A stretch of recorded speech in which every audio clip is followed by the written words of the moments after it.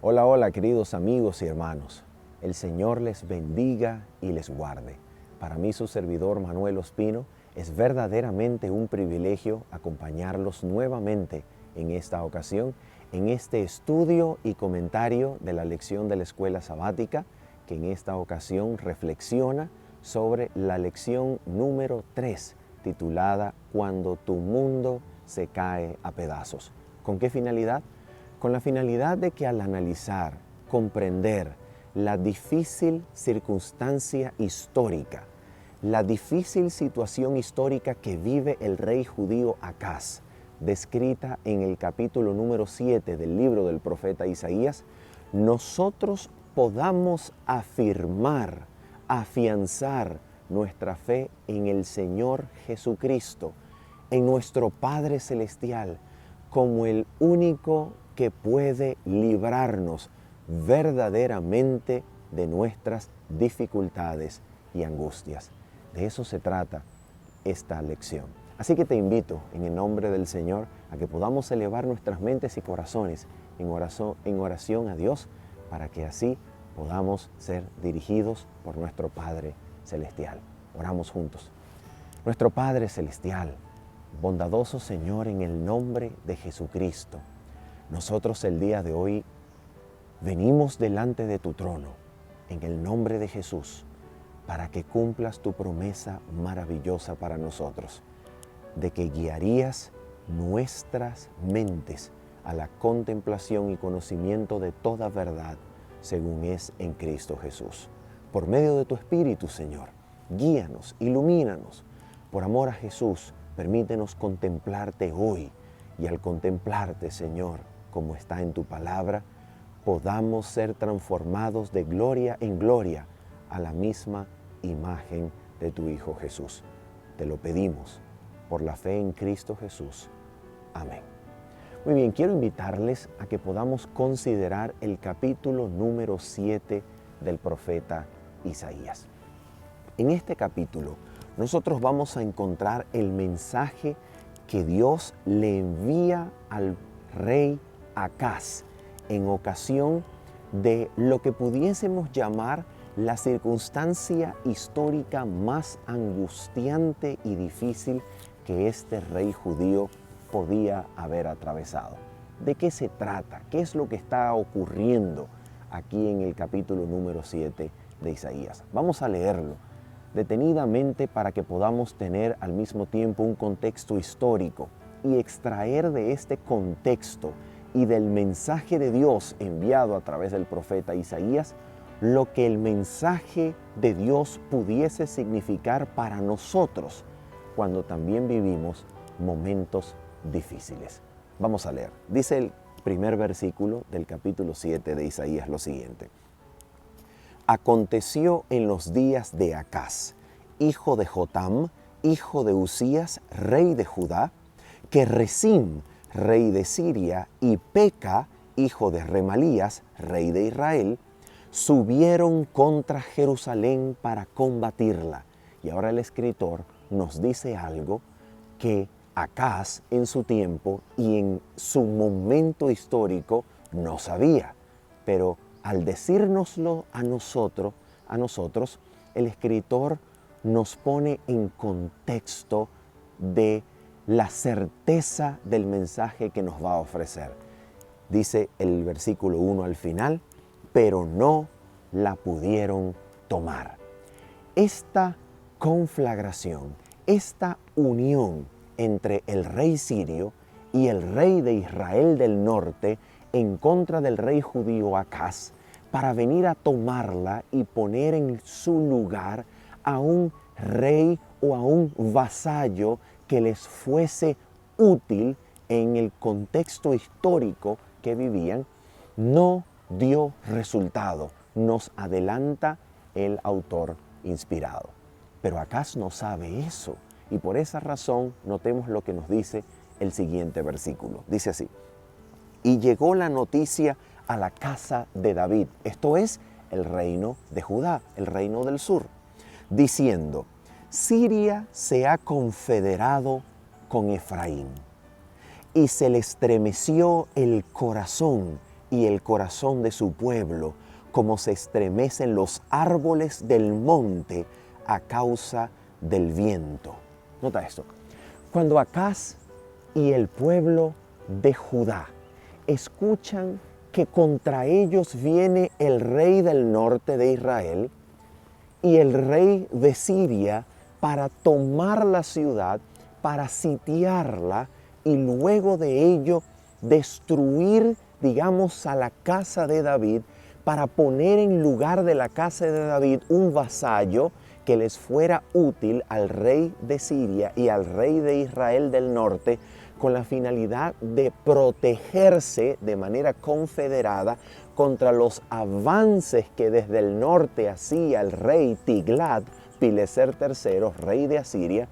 Entonces, cuando la casa de David y el pueblo de Judá escuchan semejante noticia, que vienen contra ellos varones de guerra para sitiar la ciudad, el corazón del reino, del rey, su corte y el corazón del pueblo se estremecen como se estremecen los árboles cuando el viento da sobre ellos.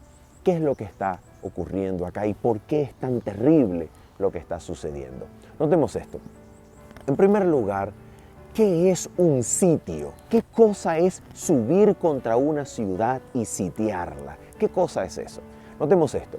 En la antigüedad, las ciudades estaban diseñadas en medio de murallas. En otras palabras, se levantaban murallas alrededor de la ciudad para protegerla de posibles invasiones.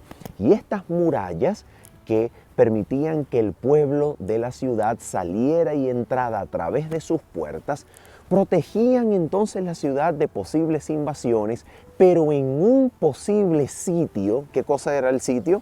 Era cuando un ejército extranjero subía contra la ciudad y como estrategia de guerra, sus ejércitos rodeaban la ciudad para impedir la salida o la entrada de cualquier cosa a la ciudad, porque la ciudad se abastecía para su consumo, para su alimentación y sustento, se abastecía de las cosechas que se sembraban y segaban a las afueras de la ciudad, en los campos de cultivo que estaban por lo general afuera de la ciudad. Entonces, la ciudad, cuando era rodeada por ejércitos extranjeros en un sitio, esto hacía que la ciudad o los moradores que estaban dentro de la ciudad, sin poder salir a buscar sustento, a abastecerse de los cultivos que estaban externos, entonces sus moradores comenzaban a sufrir los ataques del hambre. ¿Por qué? Porque se cortaba toda comunicación externa y entonces la ciudad, llena de moradores, llena de necesidades, llena de la necesidad de salir y abastecerse de los cultivos externos, no pudiendo eso ocurrir, los moradores comenzaban a perecer de hambre. Y era tan terrible el hambre que se describe en la Biblia momentos en donde Jerusalén era sitiada, donde los profetas le dicen a Jerusalén que el hambre sería tan terrible que las madres que tenían hijos pequeños iban a caer en la tentación de cocinar sus propios hijos pequeños para comérselos del hambre terrible que iba a causar un sitio. Entonces, cuando el rey de Judá y el pueblo de Judá escucha que vienen contra ellos una confederación de dos reinos, de Siria y de Israel del norte, y van a sitiar la ciudad y la van a tomar, esto es horrible. Esto haría que el corazón de cualquiera se estremeciera, porque es no poder comprar ni vender porque no hay alimento, no hay nada. Y entonces la pregunta es, si esto es tan terrible, ¿quién puede ayudar al pueblo? ¿Quién es la solución en medio de esta situación? ¿Quién puede pelear la batalla? ¿Quién puede impedir que la ciudad caiga? ¿Quién puede impedir que las madres hambrientas comiencen a pensar en cocinar sus propios hijos para comérselo? ¿Quién puede impedir semejante cosa? Esto es una dificultad atroz, una dificultad terrible que el pueblo de Judá estaba por vivir. En ese momento En ese momento llega el mensaje de Dios al profeta Isaías y le dice que vaya al encuentro del rey Acaz para darle un mensaje y que tome Isaías a su hijo de nombre Shear-Yashub. ¿Para qué? Para que vaya al encuentro del rey que se encuentra mirando uno de los acueductos que llegan a la ciudad. ¿Por qué?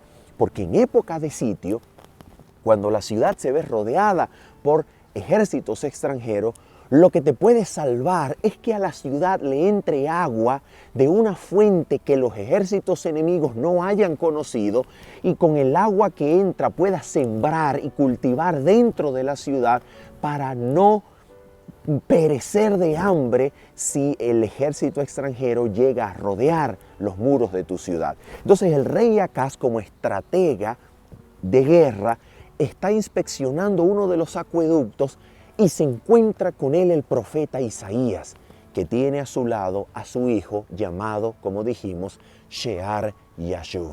¿Qué quiere decir el nombre Shear-Yashub? La palabra Shear es la palabra remanente, la palabra que describe aquel minúsculo pueblo que vive dentro de Jerusalén, dentro del pueblo de Dios, que teme a Jehová, Dios de los ejércitos, y que Dios le promete a este pueblo que pase lo que pase, sea una invasión bélica extranjera, sea una catástrofe natural, este remanente permanecerá. Y si el pueblo cae, el remanente volverá. Y es exactamente lo que significa el nombre de Shear-Yashub. Significa el remanente volverá. ¿Volverá de dónde? ¿Volverá a qué? La palabra hebrea shuv es la palabra volverse. Ahora, la misma palabra que significa volver en caso de que el pueblo caiga y sea deportado a una potencia extranjera, la misma palabra que promete que el remanente podía volver nuevamente a ocupar el territorio de Judá o de Jerusalén que quedaba o que quedaría después de una posible invasión extranjera, es la misma palabra hebrea que significa arrepentirse y volver a Dios. Por ejemplo, en Isaías capítulo 44, versículo 22, donde Dios le dice al pueblo que Él es quien deshace sus rebeliones y sus pecados como la niebla, entonces aparece la frase maravillosa, volveos, vuélvete a mí, porque yo te redimí. Esa vuélvete a mí, esa frase en hebreo es shuvah elai, vuélvete a mí. Y es shuv, shuvah, es la misma palabra con la que se compone el nombre de Shear-Yashub, volverse. Entonces, ¿qué significa la señal a través del hijo pequeño que Dios le está enviando a Acaz con el profeta Isaías? Dios le está diciendo al rey Acaz, a través del hijo de Isaías que se llama el remanente volverá, que pase lo que pase, si la ciudad cae y es deportada, el remanente de Dios regresará a la tierra. Por tanto, lo que se debe procurar es ser parte de ese remanente. Por otro lado, también puede significar el nombre del hijo de Isaías que el pueblo debe volverse a su Señor, debe regresar a Dios en arrepentimiento, encomendando sus caminos y sus sendas a Jehová, y al volverse a Jehová serán afirmados y su reino no caerá. Una de dos posibles significados tiene el mensaje del hijo de Isaías para el rey Acaz. Ahora, ¿qué es lo que Dios desea de este rey? Mira lo que Dios desea de este rey. Le dice así en Isaías capítulo número 7, versículo número 3. Atención. Entonces dijo Jehová a Isaías, sal al encuentro de Acaz, tú y Shear-Yashub, tu hijo, al extremo del acueducto del estanque de arriba en el camino de la heredad del lavador. Y dile, atención, cuídate y ten calma. No temas ni se turbe tu corazón a causa de estos dos cabos de tizón que humean por el ardor de la ira de Rezín y de Siria y del hijo de Remalías. Y ahora mira lo que el profeta le va a decir al rey. El profeta le va a decir al rey lo que ellos, los reyes de Siria e Israel, han acordado contra él. ¿Para qué? Para que el rey sepa que a través del profeta Dios le envía a decir que Él conoce las cosas que se han tramado en contra del rey. Él conoce el discurso interno y secreto de los palacios reales de los reyes de Siria y de Israel. Si Dios conoce los discursos secretos de ellos dos, Dios puede también conocer el futuro. Dios puede saber lo que va a acontecer. Por eso al decirle lo que los reyes traman, Dios espera que el rey se vuelva a Jehová su Dios. Y es exactamente lo que le va a decir. Notemos esto. Dice así: ha concertado un maligno plan contra ti el sirio, con Efraín y con el hijo de Remalías, diciendo: vayamos contra Judá y aterroricémosla, repartámosla entre nosotros y pongamos en medio de ella por rey al hijo de Tabeel. Por tanto, Jehová el Señor dice, mira lo que dice Dios para el rey a través de Isaías: no sucederá eso, no será así, porque la cabeza de Siria es Damasco y la cabeza de Damasco Rezín, y dentro de 65 años Efraín será quebrantado hasta dejar de ser pueblo. Y la cabeza de Efraín es Samaria, atención con esto, y la cabeza de Samaria el hijo de Remalías. Y ahora viene un mensaje, atención, que el escritor del libro de Isaías, el profeta Isaías, envía no solamente al rey, sino a toda persona del pueblo que pueda escuchar este mensaje. ¿Cómo sabemos eso? Porque el pronombre personal que el profeta utiliza para dirigirse no es el pronombre de la tercera persona del singular, como si el profeta le estuviese hablando solamente al rey. Ahora le va a hablar en plural al pueblo completo. Le va a hablar al lector del libro de Isaías. Nos va a hablar a nosotros. El escritor del libro de Isaías nos va a decir así: si vosotros no creéis, de cierto no permaneceréis. ¿Qué es lo que está diciendo el profeta? La palabra creer y la palabra permanecer poseen exactamente la misma raíz verbal en el idioma hebreo. En otras palabras, lo que el profeta le está diciendo es que la fuente para ser afirmados, la solución para no perecer, la solución para permanecer como un reino independiente, libre, salvo por mano de Dios, la solución está en creer, porque la fe es la victoria. La fe es lo que nos afirma. El creer en Jehová Dios de los ejércitos es lo que nos hace firmes y no nos deja caer. Ese era el mensaje de Dios para el rey y para todo el pueblo. La solución no es ninguna otra, sino volverse de corazón, en fe, en arrepentimiento, en humildad, al único que nos puede afirmar. Quien afianza es aquel en quien nuestra confianza se pone en primer lugar. Ese es el que afianza. Si nosotros confiamos en Él, en Dios, Él nos va a afianzar. De eso se trata. Ese es el mensaje de todo el libro de Isaías y específicamente del capítulo número 7. Ahora, ¿qué es lo que el rey va a hacer? ¿Qué hace el rey? Mira lo que hace el rey. Atención con esto. Vamos a leer cuál fue la solución que el rey toma. Aquí está la solución que Dios le envía a través del profeta Isaías. ¿Cuál es la solución? Vuélvete a mí, cree en mí, sé parte del remanente, vuélvete, arrepiéntete, ven con humildad y yo te voy a afianzar. Si tú crees en mí, yo te haré permanecer. Ese era el mensaje de Dios al rey Acaz y al pueblo en general. ¿Pero qué hace Acaz? ¿Cuál es la opción que Acaz toma? para salir del conflicto y de esta posible destrucción que los ejércitos de Siria e Israel quieren propinarle? ¿Qué es lo que Acaz va a hacer? Mire lo que va a hacer Acaz. Vamos a leerlo en Segunda de Reyes, capítulo número 16. Atención, mira esto. Versículo número 7. Entonces Acaz envió embajadores a Tiglat-Pileser, rey de Asiria, diciendo, mira lo que le dijo Acaz al rey de Asiria, que es el rey a quien Siria e Israel del norte temen, por cuya causa están queriendo invadir a Judá para hacer a Judá, Israel y Siria un ejército confederado y poder resistir los avances que desde el norte Tiglat-Pileser III está incursionando.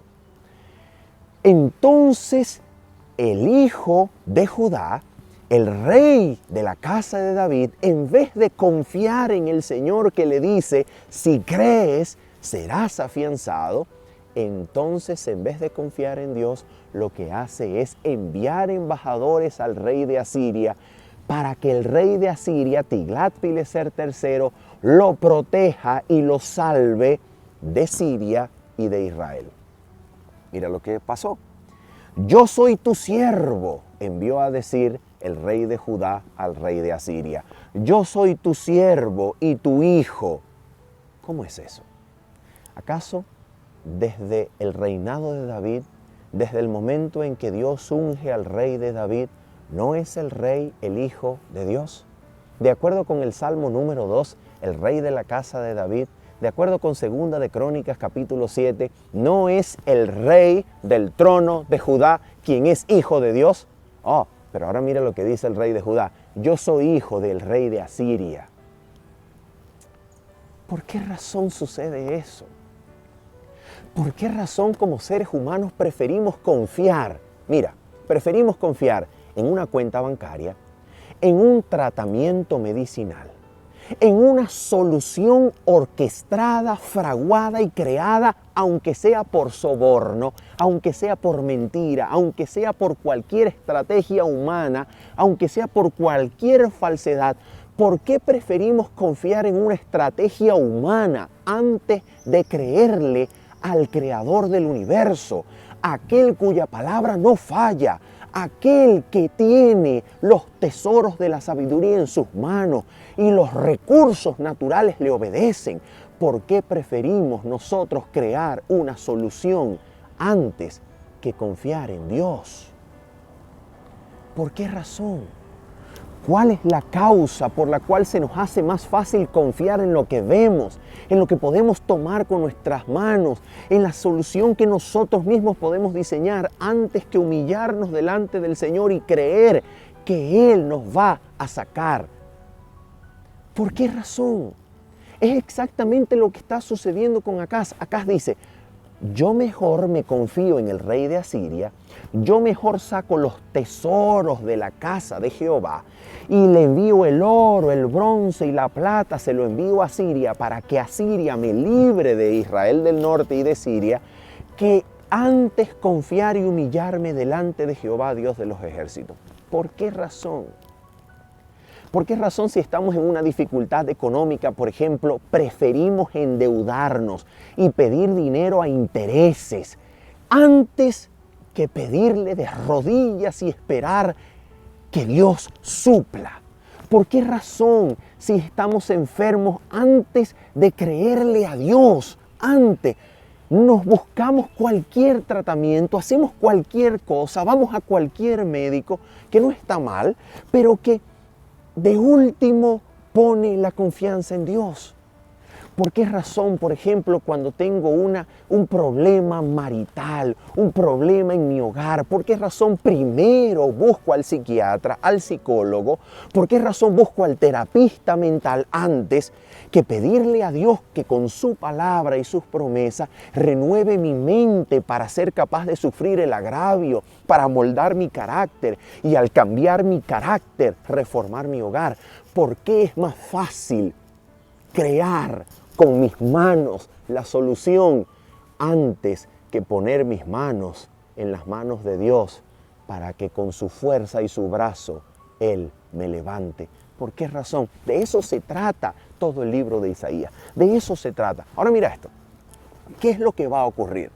Ya sabemos lo que Acaz hizo. Acaz prefiere someterse, hacerse tributario, vasallo, enviarle talentos, enviarle dinero, tesoros de oro, de bronce, de plata, que saca de la casa de Dios, enviárselos al rey pagano de Asiria, Tiglat-Pileser III, para pedirle a él que lo salve de los ejércitos de Israel del norte y de Siria. ¿Y qué va a ocurrir? Oh, mira lo que va a ocurrir. Atención. En Isaías capítulo número 10, Isaías nos dice exactamente cuál será el futuro de la casa de Judá por causa de haber desechado la palabra que Dios envía a través del profeta Isaías. ¿Cuál es el futuro de Judá? Mira esto, escucha esto. Isaías capítulo número 10, vamos a comenzar en el versículo número 5. Mira esto. Ay de Asiria, vara y bastón de mi furor, en su mano he puesto mi ira, dice Dios. Y ahora mira esto. La mandaré contra una nación pérfida, contra el pueblo de mi ira la enviaré, para que quite los despojos y arrebate la presa, y lo ponga para ser pisoteado como lodo de las calles. ¿Qué es lo que Dios le está diciendo a través del profeta Isaías, capítulo número 10, a Asiria y al pueblo de Judá? Dios le está diciendo al pueblo de Judá, a través del capítulo 10, que Dios usará en el futuro a Asiria, al pueblo o al reino de los asirios, para venir contra el pueblo de Judá y contra el pueblo de Israel. ¿Qué es lo que Dios está diciendo? Dios está diciendo aquí en este pasaje que Asiria sería el instrumento de la ira en las manos de Dios para poner justicia en el pueblo de Israel, en el pueblo de Jerusalén, en el pueblo de Judá. Eso es lo que Dios está diciendo. Dios va a usar al rey de Asiria como el instrumento de su ira para poner justicia en Judá. ¿Y qué es lo que va a ocurrir? Asiria va a venir y Asiria va a arrasar y va a acabar con Israel del norte, los va a deportar, va a destruir Samaria, y después de destruir Samaria va a venir contra el reino del sur, va a venir contra Judá, y el reino de Judá correrá la misma suerte. Pero ¿qué ocurrirá? Mira la promesa de Dios. Isaías capítulo número 10, versículos número 15 en adelante. Mira lo que dice Dios ahora al rey de Asiria. Se gloriará el hacha contra el que con ella corta, se ensorbecerá la tierra contra el que la mueve, como si el bastón levantara al que lo levanta, como si levantara la vara al que no es un leño. ¿Qué está diciendo Dios al rey de Asiria? Dios le está diciendo al rey de Asiria que después que él, Dios, cumpla con el rey de Asiria su voluntad de poner su ira en el reino del sur, en el territorio de Judá, entonces el rey de Asiria se iba a enaltecer de corazón, y al ver todos los despojos y toda la destrucción que iba a causar, el rey de Asiria se iba a enaltecer e iba a decir: yo logré todo esto, yo arrasé con Samaria, yo arrasé con Jerusalén. Y entonces Dios iba a humillar ahora a aquel que había usado para destruir Jerusalén y destruir Samaria. En otras palabras, Dios le iba a mostrar al rey de Asiria que el rey de Asiria no destruye por su propia fuerza, sino que destruye porque Dios se lo ha permitido y lo ha enviado como su instrumento para purificar la ciudad suya, su propio pueblo. Y después que esa intención de Dios de purificar al pueblo se cumpla, entonces Dios va a humillar al rey de Asiria y lo va a destruir. Y ahora mira esto, mira lo interesante. Después de esto, ¿qué iba a ocurrir? Mira lo que dice Isaías capítulo 10, versículo número 20 y 21. Escucha esto. Acontecerá en aquel tiempo que los que hayan quedado de Israel, ¿qué es eso? ¿Quiénes son los que quedan después de una destrucción? ¿Quiénes son los que quedan después de una invasión extranjera y destrucción del pueblo? ¿Quiénes quedan? el remanente. De eso se trata.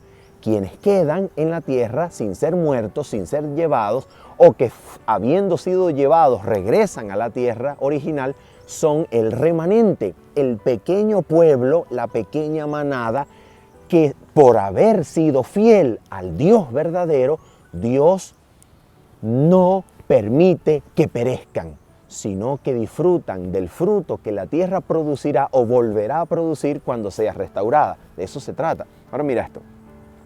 Acontecerá en aquel tiempo, Isaías 10, versículo 20 y 21, acontecerá en aquel tiempo que los que hayan quedado de Israel y los que hayan quedado de la casa de Jacob, nunca más se apoyarán en el que los hirió. ¿En quién? Nunca más se volverán a apoyar en Asiria para que Asiria los salve, porque Asiria los va a destruir. ¿Te das cuenta? En otras palabras, cuando usted y yo, nosotros, vamos a trasladar esto al lenguaje cotidiano, a nuestro presente, a nuestra actualidad. Escucha, cuando usted y yo confiamos en cualquier cosa para que nos salve, para que nos libre de las dificultades, para que nos saque de la precariedad, para que nos libre de la pobreza, para que nos libre de la enfermedad, para que nos saque de la dificultad, para que restaure nuestro hogar. Cuando nosotros confiamos en algo que no es Dios, entonces ese algo al final puede terminar destruyéndonos. De eso se trata. Todo lo que no sea de Dios para salvarte a ti y a mí puede terminar produciendo nuestra propia ruina. ¿Por qué razón? Porque aquello que tenga nuestra confianza antes de Dios se convierte en nuestro ídolo, y conforme al ídolo nos amoldamos, conforme al ídolo nos desviamos, y el Señor permite nuestra destrucción para que aprendamos la lección de que solo Dios salva, solo Dios es el Salvador. Por eso Isaías se llama así, Jehová salva, porque solo Jehová salva. Eso es su mensaje. Solo Dios te salva, no te salva nada más, no te salva ninguna solución que tú puedas crear con tus manos. Solo Jehová salva. Confía en Él, de eso se trata. Pero mira esto, mira cómo termina el versículo. Nunca más se apoyarán en el que los hirió, sino que se apoyarán con verdad en Jehová, el Santo de Israel. ¡Oh, qué maravilla! Apoyémonos en Dios, confiemos en Él, busquémoslo, volvámonos a Él, porque Él es quien nos levanta, Él es el que salva. Y ahora mira cómo termina Isaías 10:21, maravilloso. Un resto volverá. Shear Yashuv, aquí está. Shear Yashuv, eso es lo que significa. Un resto volverá. El resto de Jacob volverá al Dios fuerte. Eso se trata. De eso se trata. Amigo querido, querido hermano, ¿por qué razón se nos hace más fácil poner nuestra confianza en lo que nos salva? ¿Por qué pondremos nuestra confianza en lo que nos arruina? ¿Por qué pondremos nuestra confianza en aquello que nos hiere profundamente? No, no y no. Levantemos hoy nuestra vista. Miremos a Jehová, el Dios que salva. Confiemos en Él. Llevemos a Él nuestras cargas, nuestras angustias. Y en medio de la debilidad, en medio de la dificultad, no busquemos solución externa a Jehová. Confiemos en Jehová. Esperemos en Él. Entreguemos nuestras cargas a Él, nuestras angustias a Él. Él puede restaurar. ¿Cuál es tu problema? ¿Cuál es tu dificultad? ¿Dificultad económica? ¿Problemas en tu hogar? ¿Problemas con tu esposo, con tu esposa? ¿Problemas con tu hijo, con tu hija rebelde? ¿Cuál es tu problema? Amigo, hermano, tu solución, tu salvación es Jehová. Ve a Él, confía en Él. Apóyate de su brazo. Su brazo es todopoderoso. Su brazo te puede salvar. No confíes en nada más. No busques nada más. Búscalo primero a Él y todas las cosas te serán añadidas. ¿Por qué razón? ¿Por qué razón? Porque aquel que no escatimó ni aun su propio Hijo, sino que lo ha dado por amor a nosotros, ¿cómo no nos dará con Él, con su Hijo? ¿Cómo no nos va a añadir con su Hijo todas las demás cosas? Y eso es lo que Isaías terminará diciéndole al rey. Yo te doy una señal. La señal es un niño nacido de mujer, nacido de virgen. Un niño nos es nacido y el principado sobre su hombro. Un niño, y llamará su nombre Immanuel, Dios con nosotros, o mejor dicho, con nosotros está Dios. Un niño que representa la garantía de que el cielo no ha olvidado la humanidad. Un niño que garantiza que el Dios del cielo cumplirá todas sus promesas para nosotros. Un niño en quien la divinidad y la humanidad se unieron para elevarnos al trono de Dios nuevamente en lealtad y salvación. Un niño en quien la naturaleza humana y la divina estarán unidas para mostrarnos todo lo que Dios puede hacer por el hombre que une su humanidad a Dios. Jesús es aquel que te salva, no solamente por perdonarte, sino que te libra de la dificultad, uniendo su divinidad con tu humanidad, para que te conviertas, habiendo unido tu mente con la suya y habiendo llegado a ser uno con Él, para que te conviertas en poderoso gigante con Dios, quien te puede sacar victorioso de todo conflicto que pueda venir. De eso se trata. Por eso en el libro de Apocalipsis, el Señor Jesús en el capítulo 3 dice para nosotros: al que venciere, como yo he vencido, le daré que se siente en el trono de mi Padre, como yo me he sentado. ¿Por qué? ¿Por qué puede prometernos victoria? ¿Por qué puede llevarnos a la victoria que Él mismo ha experimentado? Porque puede unir su vida con la nuestra, y habiendo unido su vida con la nuestra, somos más que vencedores por medio de aquel que nos amó desde la eternidad. De eso se trata. Así que hoy, amigo, amiga, confía en Dios.